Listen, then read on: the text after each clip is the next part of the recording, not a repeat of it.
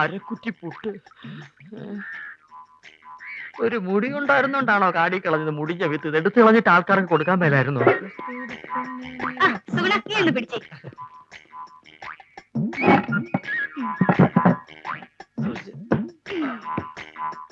ഇതൊക്കെ ചേട്ടന് ആരോഗ്യമില്ലാത്തന്റെ കുഴപ്പാ. ഉള്ള കാര്യം പറയാലോ. എന്ത് ചെയ്യാൻ എന്റെ സുഗുണ? എന്ത് ചെയ്യണമെന്ന് എനിക്കറിയാമടി.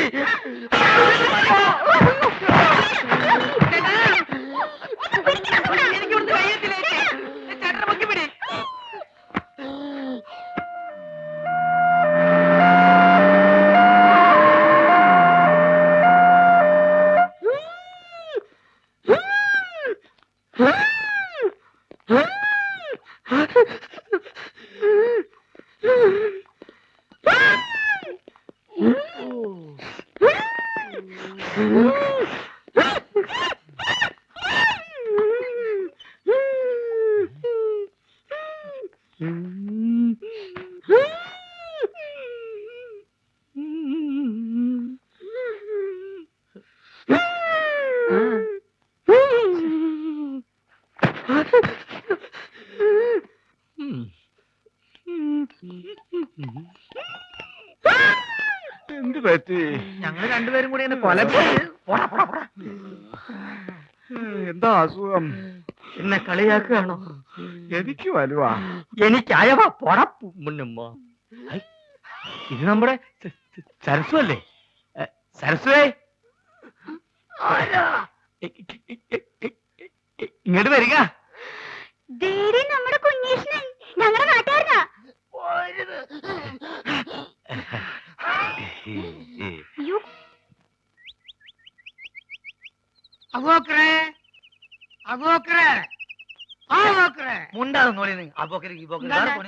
എന്താണ് അന്ന കുഞ്ഞിരാമെന്ന് വിളിച്ചേക്ക് വിളി വെക്കൂ. രണ്ടാളും വിളി കേൾപ്പിച്ചെടുപ്പ അയാള്. ഒലക്കാക്കൂ.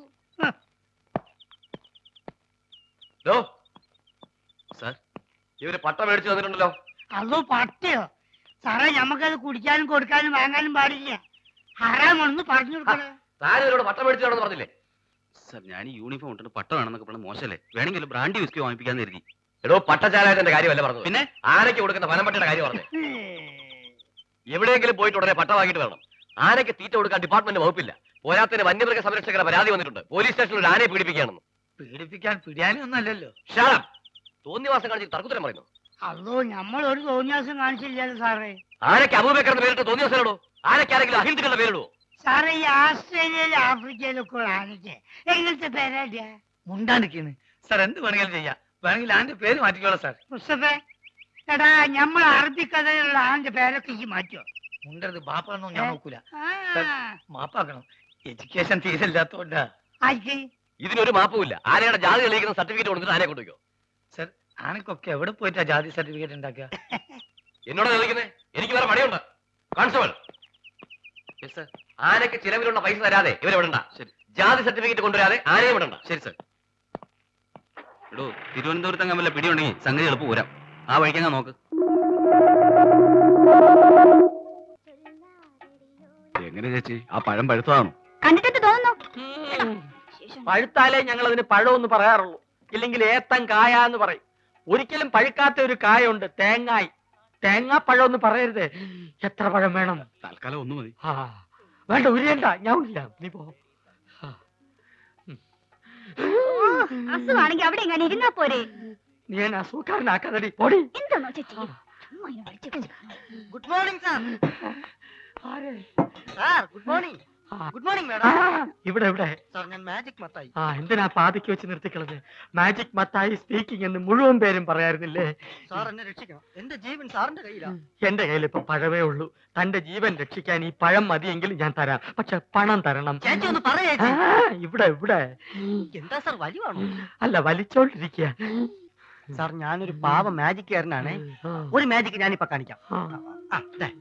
ഇത് 1 രൂപയാണ്. 1 രൂപയാണ്. 5 അല്ല, 10 അല്ല, മായമില്ല, മന്ത്രമില്ല. ഓം ക്രീം, ഐസ്ക്രീം ക്രീം. ഓം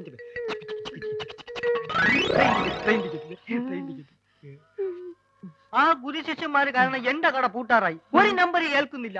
സാർ എങ്ങനെയെങ്കിലും അവരോട് പറഞ്ഞ് എന്നെ അവരെ കൂടെ ചേർക്കണം. സാറ് പറഞ്ഞ അവര് കേൾക്കുന്ന എല്ലാരും പറയണേ. സാർ എന്നെ സഹായിക്കണം. ഞാൻ കാല് പിടിക്കാം.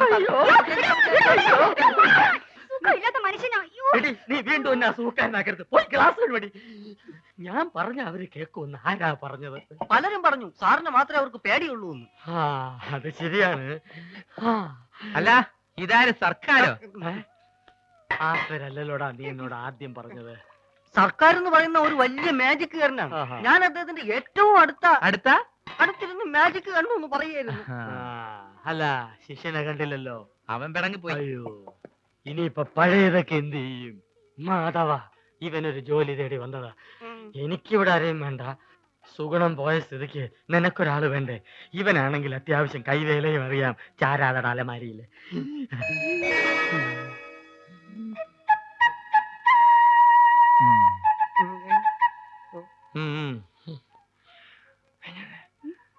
പഴയ സാധനങ്ങൾ തിന്നാ ഒരുത്തം വേണ്ടേ?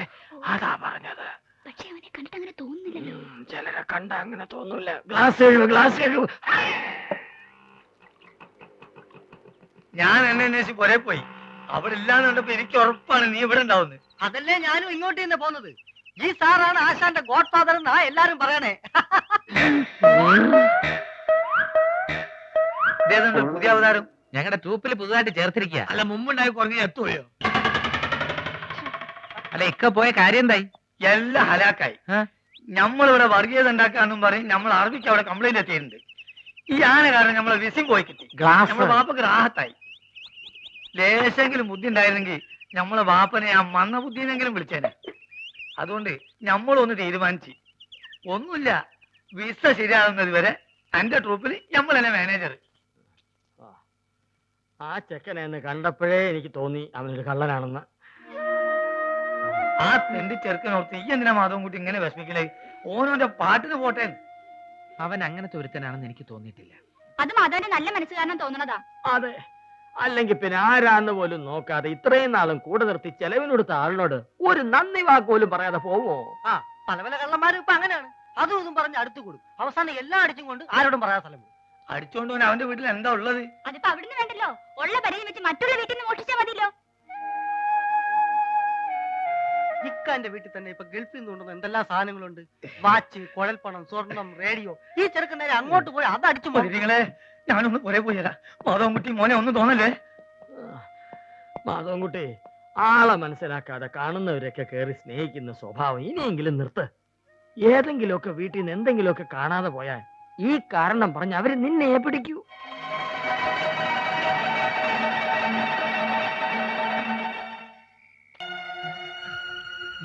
മാധവൻകുട്ടി, മാധവൻകുട്ടി മോനെ എണീറ്റിരി.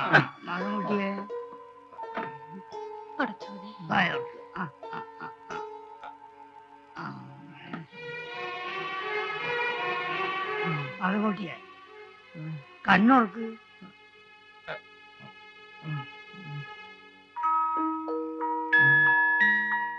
എന്താ മാധവൻകുട്ടി, എന്താ പറ്റിയേ?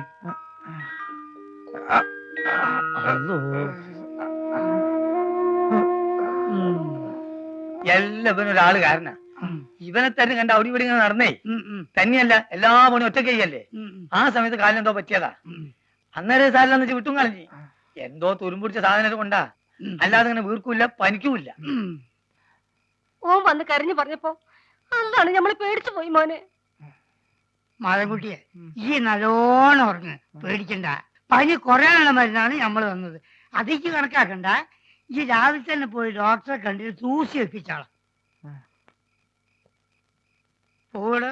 ഓ, ഈ ടോർച്ച് എവിടെ വെച്ച്? ടോർച്ച് വീടോടെ വെച്ചല്ലേ ഞാന്. മോനെ പേടിക്കാനൊന്നുമില്ല കേട്ടോ. എല്ലാം പറിച്ചോന്ന് നോക്കോളൂ. ബാ പോട്ടെ.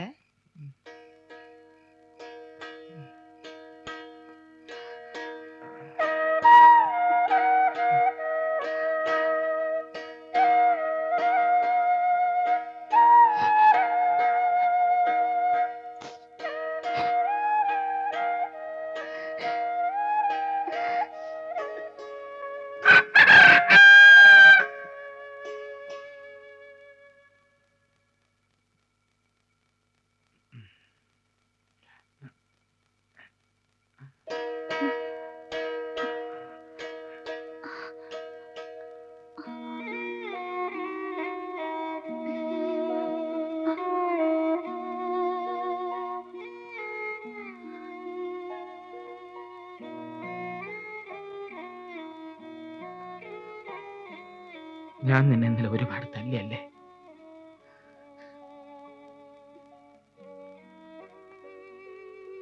നീ ഇന്നലെ വല്ലതും കഴിച്ചിരുന്നോ?